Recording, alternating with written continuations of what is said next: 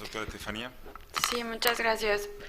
Esta es mi última plática del Congreso. Le quiero agradecer al doctor Jorge por la invitación, a la Sociedad Argentina de Hernias por seguir haciendo estos cursos. Este es el hospital donde trabajo en México, todos son bienvenidos. Ya hemos tenido varios de aquí del auditorio y saben que se hace todo por recibirlos. Entonces, en esta última charla que me toca es la cirugía de ventración compleja. ¿Qué tengo que tener siempre en cuenta? Entonces, probablemente saber qué es para poder definir a los pacientes y clasificarlos. Nosotros, más que clasificar la hernia, los clasificamos en su riesgo, que eso nos ha ayudado bastante incluso a enfrentar al paciente, qué complicaciones va a tener, qué posibilidad, ¿no?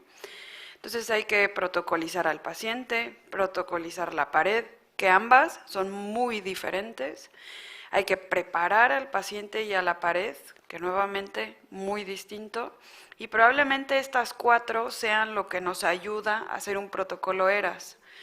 A lo largo de estos días, tanto la doctora Hernández como yo hemos mostrado fotografías de pacientes complejos que normalmente tienen un día de estancia y en algunos casos han sido ambulatorios. Esto nos ha ayudado con esta preparación y se es muy exigente. Entonces, algo de los tips de seguimiento y un par de conclusiones. Entonces, los que hacemos pared de hernia compleja, lo que sabemos y nos molesta a todos, pues es que se complican, ¿no? Un montón. Este es el caso de una de las mallas biológicas y es el posoperatorio de la malla biológica, que obviamente no sirvió. Y cuando sabemos que esto pasa, es cuando no queremos que volver a vivir, porque el paciente que venía de esta catástrofe abdominal volvió a empezar otra vez. Entonces, lo que nadie queremos volver a pasar con el paciente. ¿Qué es importante? Primero, ya lo decía ayer el doctor Mayagoitia, ¿qué espera el paciente de la cirugía? Eso es algo muy importante, porque igual como cirujanos nos queremos ir con todo, ¿no? Y recuperar la función anatómica y que se vea bonito y que aparte esté estético y que aparte le funcione y la malla en el mejor lugar. Pero el paciente, ¿qué espera? A lo mejor no espera lo que nosotros queremos hacer. Establecer los escenarios que pueden ocurrir. Son pacientes que si vienen de algo catastrófico estuvieron hospitalizados 3, 4 meses y no quieren volver a vivir eso y duraron en rehabilitación a lo mejor 2, 3 años. Entonces, ¿qué puede pasar? Involucrar al paciente, esto es algo súper importante. Cuando aceptamos este tipo de pacientes, ellos creen que nosotros les vamos a dar la solución nada más nosotros, pero la realidad es que ellos son los principales protagonistas del escenario. Entonces, ellos tienen que subirse al barco en qué tanto van a cooperar para la preparación. Fuman, no podemos aceptar que fumen. Obesidad, hay que intentar ayudarlo a bajar. Hay que tener preparación pulmonar, nutrición, hay que caminar, hay que aumentar masa muscular, comer mejor. O sea, es mucho para el paciente que si él no acepta el reto, no se suban a ese barco, o sea, van directo otra vez al fracaso.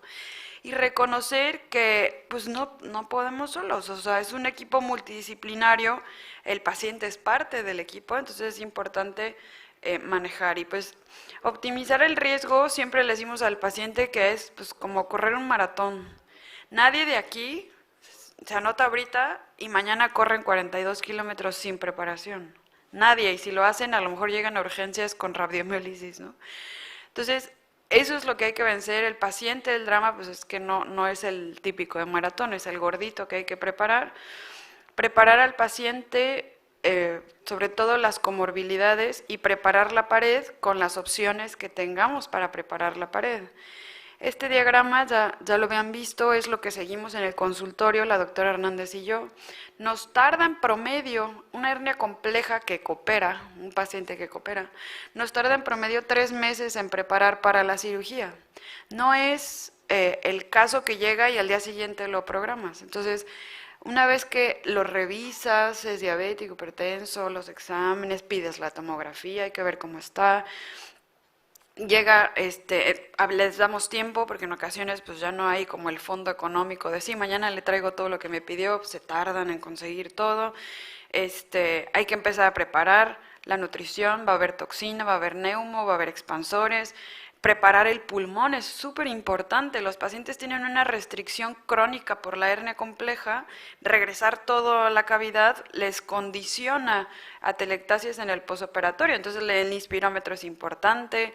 El ayuno, el preoperatorio, no lo logramos a veces permear tanto con la anestesia, porque son los que más estrés así. Bendito Dios, bariatría sacó mucha brecha en no tener el ayuno y dar mastrodectina y las cargas de carbohidratos, y eso nos ha ayudado bastante. Lo que usamos, que ese es un tip para que el anestesiólogo no se estrese tanto, hay estos sobrecitos como de deportistas GU y tienen una carga calórica importante, pero son 20 mililitros. Entonces, como que 20 mililitros ya no molesta tanto. Con eso rompemos el ayuno preoperatorio y les va bastante bien. No hay que dar opioides en el posoperatorio, o lo mínimo, un ayuno corto. Tratar de valorar reinicio de la vía oral y evitar sondas. Entonces, como tips para el transoperatorio, restringimos narcóticos tanto como sea posible. Los narcóticos solo van a favorecer que el paciente esté más tiempo hospitalizado. El bloqueo TAP, esto lo hacemos nosotros, porque cuando hacemos la reconstrucción, pues tenemos el transverso ahí. O sea, el anestesiólogo necesita un ultrasonido y nosotros lo tenemos ahí. Entonces siempre bloqueamos. Restringir líquidos IV.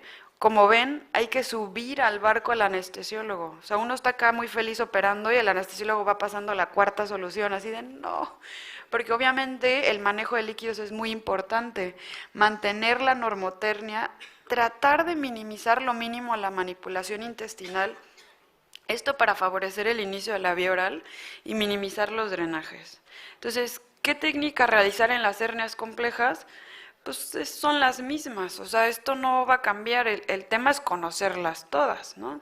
Entonces decimos, bueno, si cierra, porque lo preparé con todo, le eché ahí agua bendita y todo lo que me encontré, y cerró, pues qué padre, voy a hacer un RIPS, ¿no? Es lo ideal.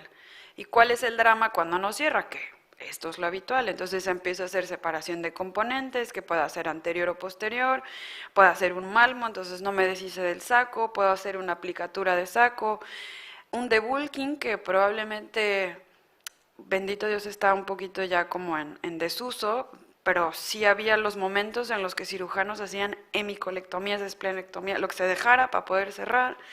El inlay y el bridging como que es una cosa que vamos a dejar ahí medio olvidada, porque este sería un fracaso de no haberlo preparado correctamente, ¿no? Y para eso mejor no nos deshacemos del saco y podemos realizar una de las de arriba. Entonces, ese ahí lo desaparecemos un poco. Y el problema en hernia, pues es que, digo que es problema y es probablemente lo que más me gusta de la hernia compleja, es que todos son diferentes. No existe un manejo único para todos los pacientes. Uno sí puede cerrar con RIPS, otro aparte restitución, otro fue una estopa. Los pacientes complejos también son complejos en preparación, y la paciente hizo una tromboembolia pulmonar antes de cirugía y falleció. Este fue un TAR, este fue un malmo, fue un carbonel, fue otro TAR. O sea, todas las hernias, a pesar de que no se parecen, solo sabemos que son complejas, tuvieron una respuesta distinta. Y entonces, ¿qué es lo padre de estar en esto? O sea, lo que se les tiene que contagiar el entusiasmo es de que, o sea, no hay cómo terminar de saber. O sea, esto hay que tenerlo siempre presente. Otro tip, en el post inmediato los paramos a caminar ya, o sea, nos urge que eso no se trombose, ¿no? Entonces, a moverse desde el mismo día, empezamos con terapia física, se alimentan tan temprano como sea posible, o sea, obviamente no náusea, no vómito y que lo toleren. La terapia pulmonar persiste, súper importante, como ya lleva para la cirugía un par de semanas haciéndolo, el reentrenamiento muscular en el posoperatorio es más fácil. El paciente conoce el ejercicio, conoce cómo lo hacía y él nota la diferencia en el posoperatorio. Entonces él intenta lograr lo que hacía antes, incluso llega a ser lo mejor. Tromboprofilaxis muy importante, restringimos narcóticos y probablemente en la receta sea algo que el paciente a veces se burla y nos dice, es que me escribió que debo caminar, y yo, sí, ya lo sé, pero necesito que lo haga 30 minutos mínimo, si puede más. El ejercicio cardiovascular sin impacto en el posoperatorio disminuye la respuesta inflamatoria y logra llevar al paciente una vida normal más rápido. Y el inspirómetro ese lo va a tener ahí un buen rato. Entonces, en el seguimiento probablemente lo más importante es anticiparnos a que la complicación crezca. En ocasiones, como que el paciente, doctor, es que me duele, doctor esto, doctor aquello, y cuando ya es reincidente, algo no va bien. En cirugía, cuando las cosas no van bien, van mal.